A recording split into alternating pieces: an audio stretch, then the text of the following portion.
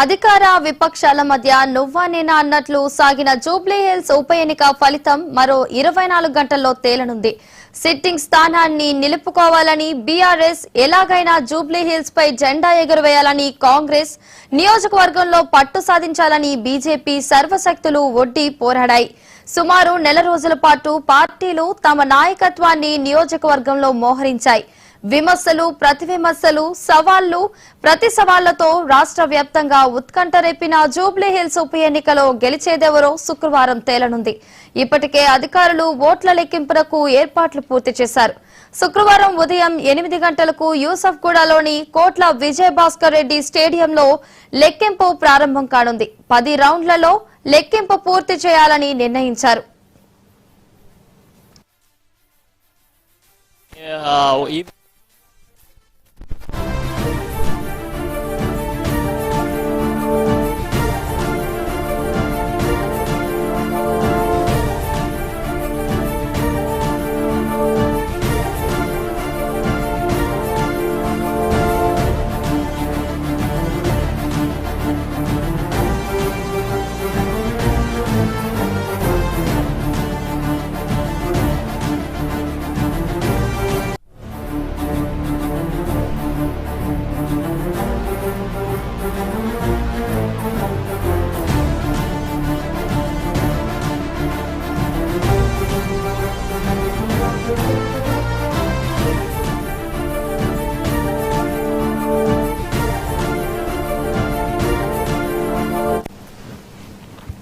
అధికార విపక్షాల మధ్య నువ్వా నేనా అన్నట్లు సాగిన జూబ్లీ హిల్స్ ఉప ఎన్నిక ఫలితం మరో 24 గంటల్లో తేలనుంది.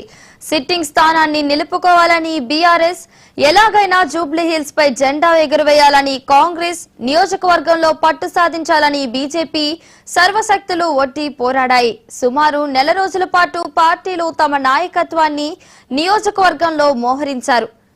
విమర్శలు, ప్రతివిమర్శలు, సవాళ్లు, ప్రతి సవాళ్లతో రాష్ట్ర వ్యాప్తంగా ఉత్కంఠ రేపిన జూబ్లీ హిల్స్ ఉప ఎన్నికలో గెలిచేదెవరో శుక్రవారం తేలనుంది. ఇప్పటికే అధికారులు ఓట్ల లెక్కింపునకు ఏర్పాట్లు పూర్తి చేశారు. శుక్రవారం ఉదయం 8 గంటలకు యూసఫ్గూడలోని కోట్ల విజయభాస్కర్ రెడ్డి స్టేడియంలో లెక్కింపు ప్రారంభం కానుంది. 10 రౌండ్లలో లెక్కింపు పూర్తి చేయాలని నిర్ణయించారు.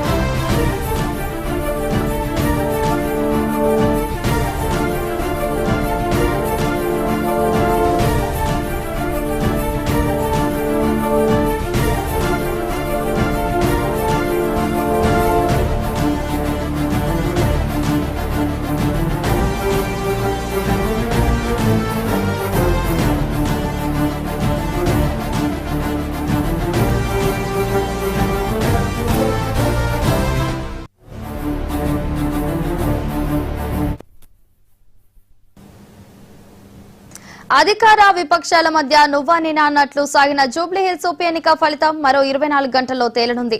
ఇక ఇదే అంశానికి సంబంధించి మరింత సమాచారాన్ని మా ప్రతినిధి రామ్ నరేష్ అందిస్తారు. రామ్ నరేష్, చెప్పండి. వల్లి, తెలుగు రాష్ట్రాల్లో ఉత్కంఠత రేపిన జూబ్లీ హిల్స్ ఎన్నికల ఫలితాలు రేపు విడుదల కానున్నాయి. ఎవరు గెలుస్తారు అనేది అయితే చాలా ఆసక్తికరంగా ఉంది. ఎందుకంటే పోటాపోటీ ప్రచారాలు అయితే జరిగాయి. కాంగ్రెస్ పార్టీ అదేవిధంగా బీఆర్ఎస్ పార్టీ మధ్య నువ్వా నేనా అన్నట్టుగా అయితే పోటాపోటీ ప్రచారాలు సాగాయి. ఇది ఇటు కాంగ్రెస్ పార్టీకి సంబంధించి సీఎం రేవంత్ రెడ్డి ప్రచారంలో దిగి ప్రచారం సాగించారు. అదేవిధంగా ఇటు బీఆర్ఎస్ వర్కింగ్ ప్రెసిడెంట్ కేటీఆర్ కూడా ప్రచారం నిర్వహించారు. మరోవైపు బీజేపీ పార్టీ నుంచి కూడా ప్రచారం. ఇంత పోటాపోటీ ప్రచారం హోరెత్తించిన నేపథ్యంలో జూబ్లీ హిల్స్ ఓటర్లు ఎటువైపు ఎటువైపు మొగ్గారు అనేది మరికొద్ది సేపట్లో అయితే తేలనుంది. దీనికి సంబంధించి కోట్ల విజయభాస్కర్ రెడ్డి స్టేడియంలో ఏదైతే రేపు ఫలితాలు కౌంటింగ్ సంబంధించిన అన్ని ఏర్పాట్లు అయితే పూర్తి చేయడం జరిగింది. కోట్ల విజయభాస్కర్ రెడ్డి స్టేడియంలో దాదాపు మొత్తం కూడా 3 అంచెల భద్రత ఏర్పాటు చేసి 144 సెక్షన్ అయితే అమలు చేస్తున్న పరిస్థితి ఉందని చెప్పుకోవచ్చు. కౌంటింగ్ సంబంధించేసి కోట్ల విజయభాస్కర్ రెడ్డి స్టేడియంలో కౌంటింగ్ ప్రత్యేకంగా అయితే ఏర్పాట్లు చేశారు. మొత్తం జూబ్లీహిల్స్ ఓటర్లు 4,01,365 మంది ఓటర్లు ఉంటే పోలింగ్ మాత్రం 1,94,361 మంది మాత్రమే పోలింగ్ లో పాల్గొనడం జరిగింది. అంటే 48.49% మాత్రమే పోలింగ్ నమోదైంది. ఈ ఓటర్లు ఎటువైపు మొగ్గు చూపారనేది రేపు ఈవీఎంలు ఓపెన్ చేయగానే తెలుస్తుంది. ఉదయం 8 గంటలకు స్ట్రాంగ్ రూమ్ ఓపెన్ చేసేసి అంటే పార్టీకి సంబంధించిన అభ్యర్థులు అదేవిధంగా పోలింగ్ ఏజెంట్ల సమక్షంలో స్ట్రాంగ్ రూమ్ సీల్ ఓపెన్ చేసి ఆ ఈవీఎంలు తీసుకొచ్చేసి టేబుల్స్ ఏదైతే జూబ్లీహిల్స్ కౌంటింగ్ సంబంధించేసి దాదాపు 42 అంటే గతంలో ఎప్పుడు కూడా 14 టేబుల్స్ ఏర్పాటు చేసేవాళ్ళు. కానీ ఈసారి 58 మంది అభ్యర్థులు అదేవిధంగా నోటాకు సంబంధించి అంటే మొత్తం 59 ఉంటాయి. కాబట్టి వీటికి సంబంధించి ఎన్నికల సంఘం సంబంధించి ఒక పర్మిషన్ తీసుకుని ఈసారి 42 టేబుల్ అయితే ఏర్పాటు చేయడం జరిగింది. ఈ 42 టేబుల్కి సంబంధించి 10 రౌండ్లలో ఫలితాలు అయితే వెల్లడించేందుకు ఏర్పాట్లు అయితే చేయడం జరిగింది. ప్రధానంగా చూసుకుంటే ఈ ఎన్నికలకు సంబంధించి కౌంటింగ్ సంబంధించేసి 186 మంది సిబ్బందిని కేటాయించారు. ఒక్కొక్క టేబుల్కి 3 సిబ్బంది అంటే ఒక ప్రిసైడింగ్ ఆఫీసర్, ఒక అసిస్టెంట్ ప్రిసైడింగ్ ఆఫీసర్ అదేవిధంగా ఒక సహాయకుడు ఉంటారు. వీళ్ళంతా కూడా ఈవీఎంలు ఓపెన్ చేసి ఎవరైతే ఏజెంట్లు ఉంటారో వాళ్ళకి చూపించేసి ఏ రౌండ్ కా రౌండ్కి సంబంధించిన ఫలితాలు అయితే వెల్లడిస్తారు. ఎన్నికల ఆర్ఓగా ఉన్న సాయిరామ్ దీనికి సంబంధించి రిటర్నింగ్ అధికారిగా ఉన్నారు. ఆయన ఆధ్వర్యంలో ఈ కౌంటింగ్ ప్రక్రియ అంతా ఎప్పటికప్పుడు రౌండ్ల వారీగా వెల్లడించేందుకు అయితే ఏర్పాట్లు చేయడం జరిగింది. మరోవైపు ఎల్ఈడి స్క్రీన్లు ఏర్పాటు చేశారు. అదేవిధంగా ఇటు ఎన్నికల కమిషన్ వెబ్సైట్లో కూడా ప్రతి రౌండ్కు సంబంధించిన సమాచారం ఇచ్చేలాగా ప్రత్యేకంగా ఏర్పాట్లు చేయడం జరిగింది. మరోవైపు కౌంటింగ్ కేంద్రం వద్ద ఎలాంటి అవాంఛనీయ సంఘటనలు జరగకుండా 3 అంచెల భద్రతా ఏర్పాట్లు కూడా చేయడం జరిగింది. అదేవిధంగా 144 సెక్షన్ అమల్లో ఉంది. అదేవిధంగా మద్యం షాపులు కూడా రేపు ఎట్టి పరిస్థితుల్లోనూ ఓపెన్ చేయొద్దని చెప్పేసి ఇప్పటికే ఆదేశాలు జారీ చేశారు. మరోవైపు పొలిటికల్ పార్టీలకు సంబంధించిన వాళ్ళంతా కూడా ఎవరు కూడా అక్కడ రావద్దని చెప్పేసి ముందుగానే హెచ్చరికలు జారీ చేసినారు. ర్యాలీలు కానీ ఇలాంటివి కానీ ఏమి చేయొద్దని చెప్పేసి కూడా ముందుగానే హెచ్చరికలు అయితే జారీ చేసిన పరిస్థితి ఉందని చెప్పుకోవచ్చు. మరోవైపు కౌంటింగ్ కేంద్రానికి కూడా ఉదయం ఎవరైతే అభ్యర్థి అదేవిధంగా కౌంటింగ్ ఏజెంట్లు ఎవరైతే ఉన్నారో వాళ్ళు మాత్రమే అనుమతిస్తాం, మిగతా ఎవరిని కూడా లోపలికి అనుమతించే ప్రసక్తే లేదంటూ కూడా అధికారులు స్పష్టం చేసిన పరిస్థితి ఉందని చెప్పుకోవచ్చు.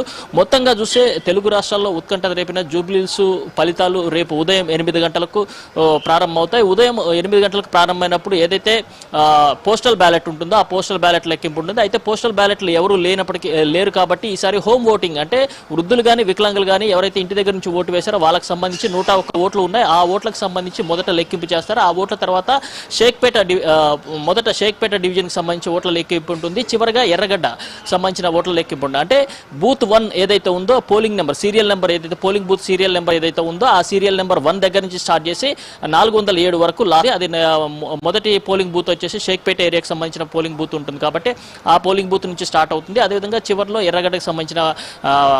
ఎర్రగడ్డ డివిజన్కి సంబంధించిన పోలింగ్ ప్రక్రియ జరుగుతుంది. అయితే ప్రారంభమైన తర్వాత కౌంటింగ్ ప్రారంభమైన తర్వాత 8 గంటలకు కౌంటింగ్ ప్రారంభమైతే దాదాపు 2-3 గంటల్లోనే దీనికి సంబంధించి ఫలితాలు వెల్లడే అవకాశం ఉంది. అయితే అధికారికంగా మాత్రం 2 గంటల వరకు ఫలితాలు వెల్లడిస్తామని చెప్పేసి అధికారులు చెప్తున్న పరిస్థితి. మొత్తంగా చూస్తే జూబ్లీహిల్స్ ఎన్నికలకు కౌంటింగ్ సంబంధించి సర్వం సిద్ధం చేయడం జరిగింది. ఎలాంటి అవాంఛనీయ సంఘటనలు జరగకుండా ముందస్తు భద్రత కూడా ఏర్పాటు చేయడం జరిగిందని చెప్పుకోవచ్చు. మరోవైపు ఈ ఎన్నికలకు సంబంధించి ఇప్పటికే పోటాపోటీ ప్రచారాలు చేసిన కాంగ్రెస్ పార్టీ కానీ ఇటు బీఆర్ఎస్ పార్టీ కానీ అదేవిధంగా ఇటు బీజేపీ పార్టీ కానీ ఈ పార్టీలన్నీ కూడా ఎవరు గెలుస్తారు ఏంటి అని చెప్పేసి ఆసక్తిగా ఎదురు చూస్తున్న పరిస్థితి ఉంది. మరోవైపు బెట్టింగ్ కూడా అంటే ఈ ఉప ఎన్నికలకు సంబంధించి పెద్ద ఎత్తున బెట్టింగ్లు నిర్వహించారు. ఆ బెట్టింగ్ రాయిలంతా కూడా ఎవరు గెలుస్తారంటూ కూడా ఆసక్తికరంగా చూస్తున్న పరిస్థితి అయితే ఉందని చెప్పుకోవచ్చు. Right, thank you Ram Naresh.